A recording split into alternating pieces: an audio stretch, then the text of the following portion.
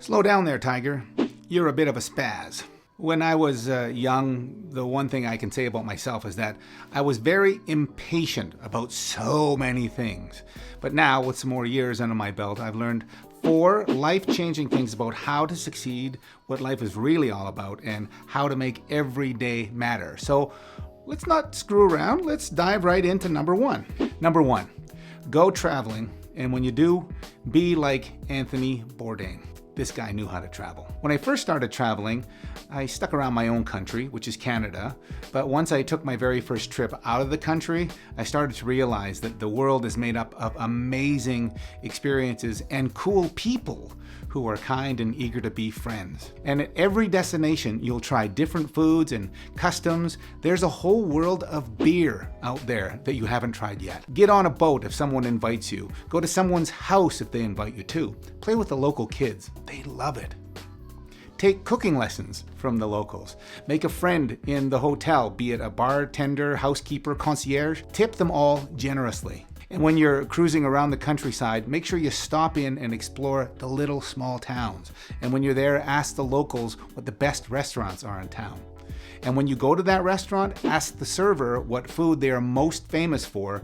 Order that and eat only that. You see, travel isn't just about seeing places or landmarks. It's about doing it with the people that you love and then making new friends when you're there. It's about diving deep into the everyday lives of the people and places that you're visiting. When you travel, be like Anthony Bourdain. Number 2, get smart. In other words, learn the lessons that life is trying to teach you, or you have to take the lesson all over again. There will be times in your life when the universe or your wife will kick you in the ass. These times may include times where you're not communicating effectively, or maybe you're drinking too much at the time, or maybe you're not helping around the house enough. You know, life stuff. Get a good therapist to help you work it out. Talk to them often. Read self-help books. Self-actualize a little bit every day.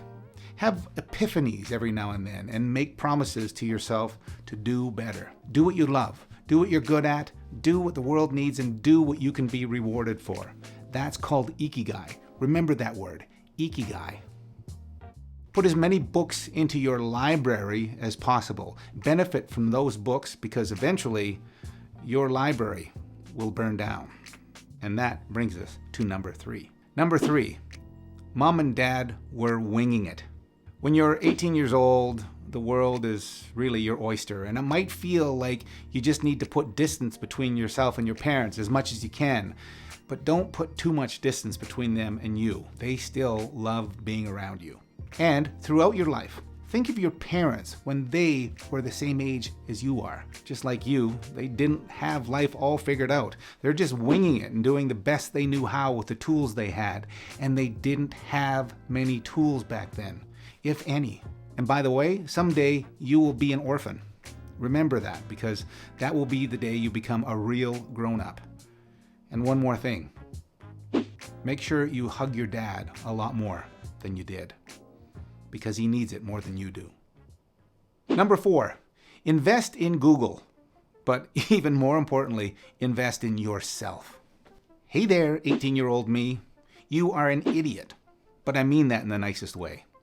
You see, your brain is so much more capable than you think it is, but first you have to tame it. And you can control your brain with 2 very important tools. They're called mindfulness and meditation. Meditation, by the way, is not bullshit, and neither is mindfulness. And the sooner you learn how to put both those actions into practice, the longer you will have to enjoy them and their benefits. So put in the time to slow down your brain with some meditation. It's just like taking your brain to the spa. Let it relax, and it will feel so much better, and you will thrive. And about that mindfulness thing, mindfulness is actually simpler than you think it is. All you have to do is just notice when you're getting angry, sad, jealous, suspicious, anxious, or even when you're craving a huge beer or 10, and then remind yourself that you are fucking up your happiness.